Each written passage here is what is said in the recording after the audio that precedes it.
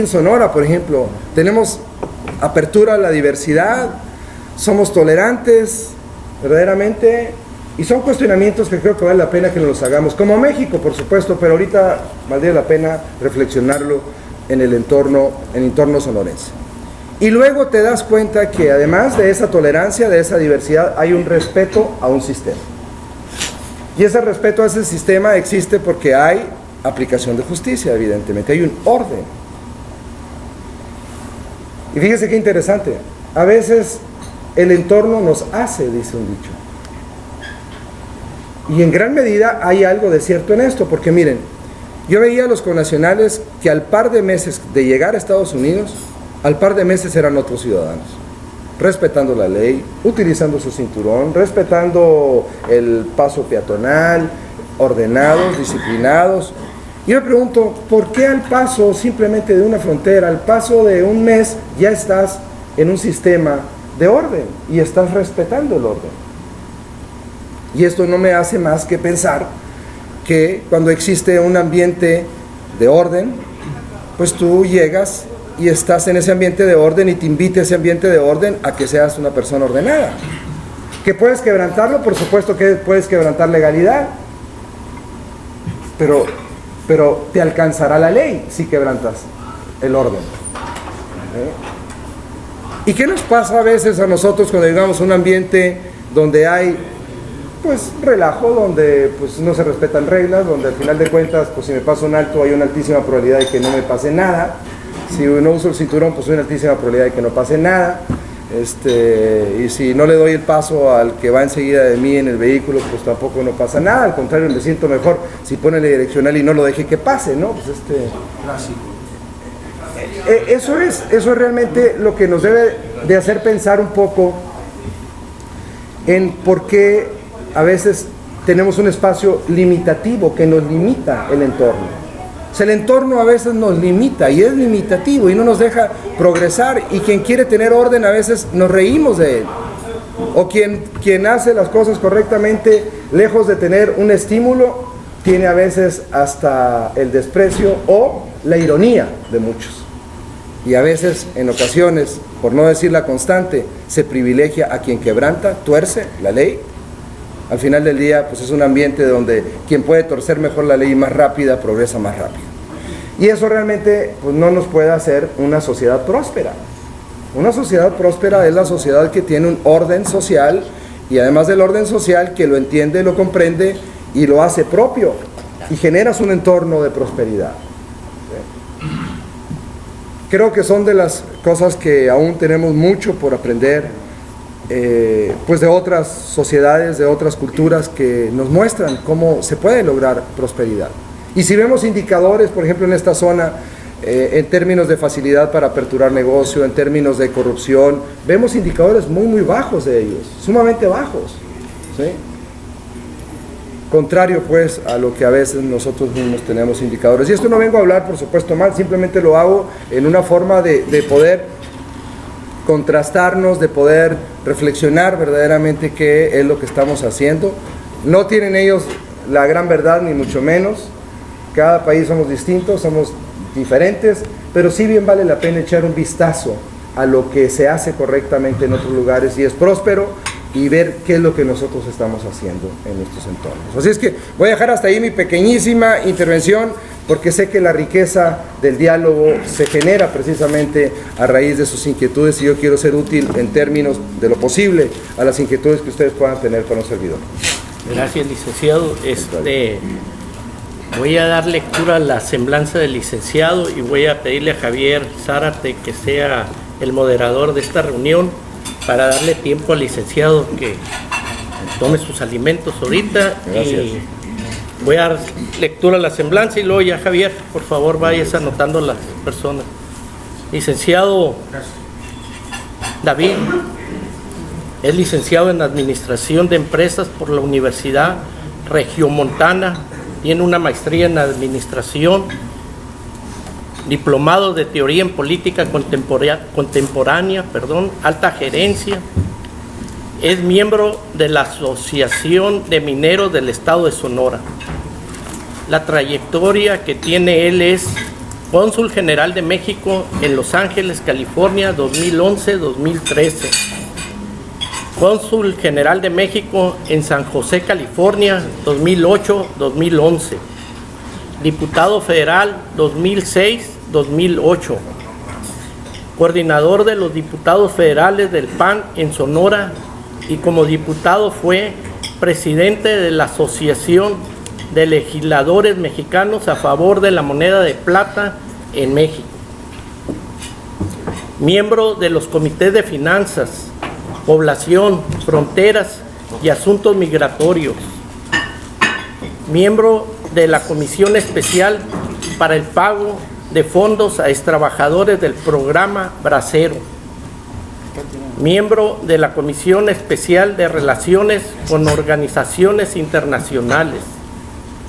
Secretario de la Comisión de Hacienda y Crédito Público.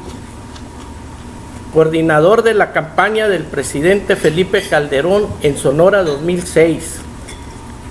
Presidente municipal de Agua Prieta 2003-2005.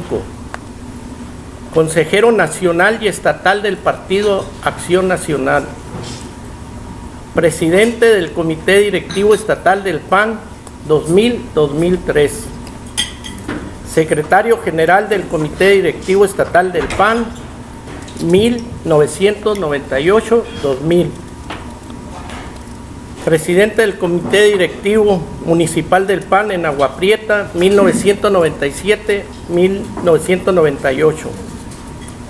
Y secretario del Ayuntamiento en Agua Prieta 1994-1997. Es la semblanza del licenciado David Figueroa Ortega. Adelante, Javier. Ya tienes. Muchas gracias. Gracias, Nacho. Bienvenido, David. Gracias. Sonorense de la frontera. Nada más les voy a pedir que sus celulares los pongan en el vibrador y iniciamos con preguntas y respuestas. Las preguntas, de favor, que sean cortas, las respuestas también para que Muy bien, Javier. David, bienvenido. Gracias. Quiero saber si tiene información o hay estadísticas sobre la participación en pequeño de capitales norteamericanos aquí en la economía del estado de Sonora. Es impresionante, pero hay en Hermosillo unas 100 o 150 empresas proveedoras de insumos para la minería y para la agricultura, desde aspersoras, maquinaria y equipo, etcétera, ¿no? Y siento yo que el 80% de esas empresas son una sociedad entre un norteamericano y un mexicano. El mexicano es el gerente, el director, que se mueve vendiendo los insumos, atendiendo clientes. El norteamericano está pendiente de Estados Unidos y le mandan los insumos correspondientes. Pero realmente yo estoy impresionado de la cantidad de empresas que hay bajo ese sistema con éxito. ¿Qué opinión tiene al respecto? ¿Cómo se mide eso? ¿Cómo se puede ver? O sea, es el fenómeno contrario a irnos nosotros para allá, pues. Respondo a cada pregunta. Okay. Sí, es muy curioso este efecto. A raíz incluso de la presión económica norteamericana, los rendimientos en tema de negocios es mucho más rápido el rendimiento en México que en Estados Unidos, es más lento el crecimiento, digamos, ¿no? Tienes indicadores mejores allá, pero la rentabilidad es más rápida aquí. Entonces, mucho norteamericano lo que hace, no tengo yo la estadística en este momento de Sonora, pero a nivel nacional me tocó en California, es cómo el norteamericano prefiere mover siempre su dinero y no tenerlo fijo en el banco. Es una premisa que ellos tienen muy fija en su mente, por tema de impuestos, por tema de mentalidad. A ellos les gusta que su dinero esté moviéndose, esté actuando, ¿no? Y el camino que encuentran rápido es precisamente tener un socio mexicano pues para poder ser explosivos, o sea, ser muy rápidos, ¿no? En términos de generar negocio, de generar riqueza. No tengo indicadores, señor Fernández, en este momento, estadísticas. Las voy a solicitarlas en el Estado. No las tengo, no las conozco, pero seguramente debe ser un factor importante. Como también en su momento, fíjense qué importante sucedió las remesas a la inversa. Nos tocó en el momento en plena crisis financiera, nos tocó ver la remesa a la inversa. O sea, el mexicano mandándole remesa al mexicano en Estados Unidos de regreso para poder mantenerse porque no había empleo allá. ¿Sí? Entonces este tipo de fenómenos dependen mucho del momento económico que se esté viviendo, ¿no? Pero bueno, ese tema de inversión es algo muy común en la zona fronteriza. Muy amable, muchas gracias. Tocayo. Gracias. David, gracias por acompañarnos de nuevo. Gracias. Sigo en el mismo tema, no estamos de acuerdo. Pues has estado como cónsul en una de las ciudades más fuertes de Estados Unidos, precisamente en Colombia. ¿Qué podemos hacer aquí los sonorenses para llegar a Estados Unidos, para especializarnos en cosas, inteligencia, conocimiento? ¿Qué podemos hacer para hacer? ¿Estuviste ahí? Miren, el mecanismo que es mucho más fácil es ProMéxico. Han oído hablar de ProMéxico, ¿no? Con ProMéxico tiene oficinas instaladas en diferentes partes del mundo, y evidentemente en los consulados más grandes que México tiene. Ustedes pueden, como dicen los chavos hoy en día, googlear ProMéxico, www.promexico, y ahí van a encontrar todo el directorio que tiene y la gama de servicios que tiene ProMéxico. Hay una forma muy interesante, por ejemplo, en el norte de California, que se llama TECVA o TESHVA. TECVA, no sé si alguno de ustedes lo ha escuchado mencionar, es una incubadora de negocios del gobierno mexicano por parte de Economía, que todo aquel negocio mexicano que quiere incursionar al mercado norteamericano va todo un mes, se queda todo un mes con asesoría en temas legales, fiscales, etcétera. Te ayudan a que tú puedas tropicalizar tu producto o tu negocio bajo la mentalidad norteamericana para que puedas ingresar al mercado norteamericano. Eso ha sido muy exitoso. Hay sonorenses muy exitosos que les está yendo muy bien en el norte de California. Entonces, en síntesis, pueden revisar con ProMéxico. ProMéxico tiene una gama de opciones y guías incluso, y áreas de oportunidad. Tiene indicadores que te dice, en esta área hay oportunidad para todos los empresarios mexicanos. Hay un dato adicional. Yo creo que Sonora no hemos sido capaces de aprovechar la potencialidad que tiene California, por ejemplo. Tenemos alianza con Arizona, muy bien, pero de repente tenemos una alianza ahí medio extraña con Nuevo México. Y dices, pues qué bueno, Nuevo México, me da mucho gusto, pero Nuevo México es un estado no próspero. California es la octava economía mundial, ¿sí? Donde hay más de 38 millones de habitantes, donde hay una gran población hispana, donde el tema económico, lo que referíamos ahorita, el gran poder económico que hay, y centramos más nuestros esfuerzos hacia Nuevo México. Eso nunca lo he logrado entender muy bien, cuando tenemos, pues bueno, a California muy cerca. Y creo que es una gran área de oportunidad para Sonora, que muy seguramente le dejamos ese mercado a Baja California y no lo estamos atendiendo nosotros cuando debiéramos nosotros atenderlo. Por ejemplo, el caso de San Luis. San Luis convive con California, convive con Arizona, convive con Baja California y convive con Sonora. Es una particularidad muy, muy importante porque tiene mucha diversidad, ¿no? El caso de San Luis. Entonces, yo diría que si tienen inquietudes hay que revisar el tema de ProMéxico específicamente. Muchas gracias. Sigue aquí a mi izquierda. Gabriel. Gracias, licenciado. Javier. Licenciado, muy clara su explicación, muy interesante.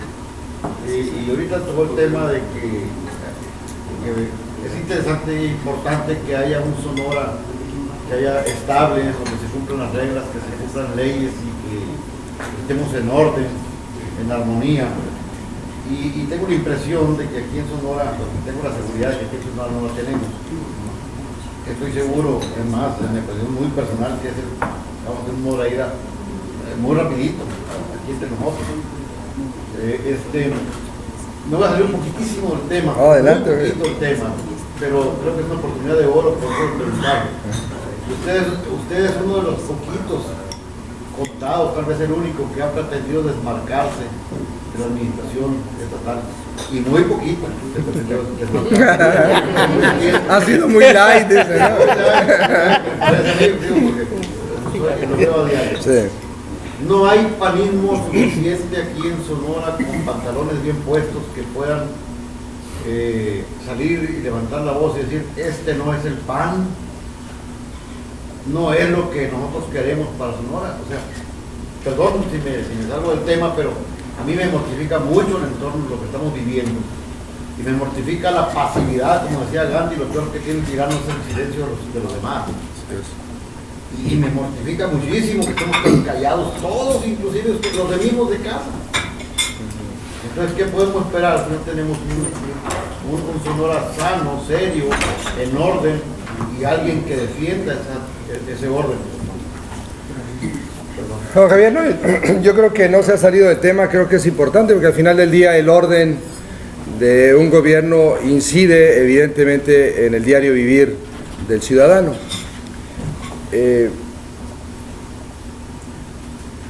Yo creo que en el PAN nos ha pasado mucho que somos muy buenos en oposición y de repente como que le batallamos mucho en el ejercicio de gobierno.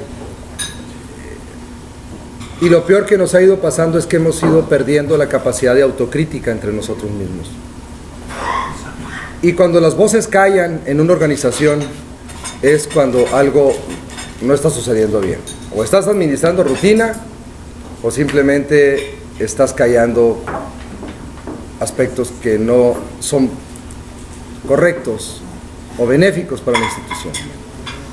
Y tristemente, y debo de reconocerlo, que en Sonora hemos ido perdiendo, muchas voces se han callado o hay un silencio, no hay voces fuertes, no peleando porque no se trata de pelear, pero sí se trata de generar conciencia y generar equilibrios que son importantes tenerlos.